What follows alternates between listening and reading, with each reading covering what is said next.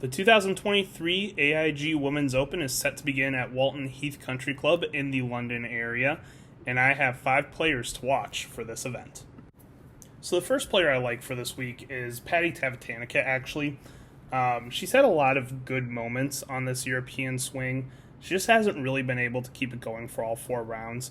She's had 2 great rounds at both the Evian and the Scottish Open, and so, she's trending upward. She has unbelievable talent. She's one of the best ball strikers on tour. If she can keep this going, and if she can put together 4 really good rounds, I think you could see her capture her second major this week. Another player I really like who's played well this year in some of the bigger events is Megan Kang.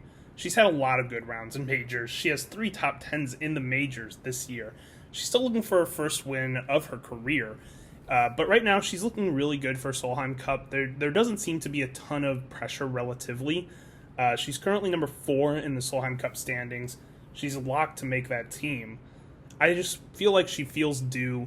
Feels like she's had a lot of great rounds that kind of deserve a win. And so that's why I kind of think Megan Kang could be a really good player to look out for. She's been very consistent this year. It's been probably her best year on tour. And I think it'd be really great to finish off the major season with that win. The third player I'm really looking at this week is Lynn Grant, who in her first pretty much full year playing on tour has looked really, really strong, is totally living up to the hype. The former Arizona State Sun Devil has 6 top 20s and 8 starts. She's 3rd in strokes gained off the tee this year, and the top 2 above her are not playing this week. So she's really the best driver of the golf ball in theory playing this week. She's experienced in Europe. She's been the best player on the European Tour the last couple of years, which has vaulted her up the Solheim Cup standings. And I think she's going to be a really dangerous player in Spain this year. And she has no over par rounds since Pebble. So going all that way back, she has not shot over par in a round. So I really think that, this would be that kind of way to, okay, she's taken the step, she's gotten her breakthrough win. This is where she can kind of become that star figure that I think we really expect her to be on this tour. Next up, I have the number 1 player in the world, Nelly Korda. I think she had a huge bounce back at Evian. Her ball striking has really been not like her. Usually you think that when she plays well, when she wins, she's really, really hitting greens, hitting great approach shots, getting it close, getting those birdies, getting those eagles. And that has not been the case this year. She's been outside of the top 100 in strokes gained approach. So that's really explaining a lot of her struggles through this middle part of the season that came after her injury. But they boosted at Evian. Her strokes gained were the best of the season approach, and her strokes gained off the tee were up too. This was her best week striking the ball since back at Chevron, which was a long time ago. So I could really see her capitalizing on that momentum. She had that great 64 in the 3rd round. I think that we see the Nelly Korda of old this week. Even though she hasn't always played great at the Open, I could see a really good result this week.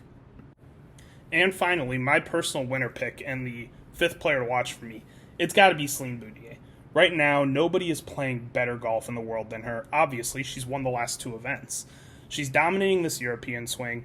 She's vaulted all the way to number 4 in the world. She's going to be a superstar on this Solheim Cup team in Spain. She's won the last 2 weeks, as I said. She just seems so in control right now. She just seems unbeatable. She's won both of these in fairly dominant fashion. I mean, it became a little closer last week on Sunday than I think I expected it to be going into the day. I did think she was going to run away with it by 5 or 6 strokes. But I think some mistakes came in that got her thinking more and got her more locked in, where she isn't on the top of the world. She missed that short putt late to get a bogey. I think that just kind of woke her up, and I think it will continue to wake her up this week. Her putting is really peaking this year. She's been one of the best putters on tour over the last couple weeks, and consistently she's been dominating the strokes gained the last few weeks. She has 3 wins on the season. She's leading the CME standings. I mean, she is just dominant right now, and I expect her to be a major factor again this week. So my pick is Celine Boutier to win the AIG Women's Open.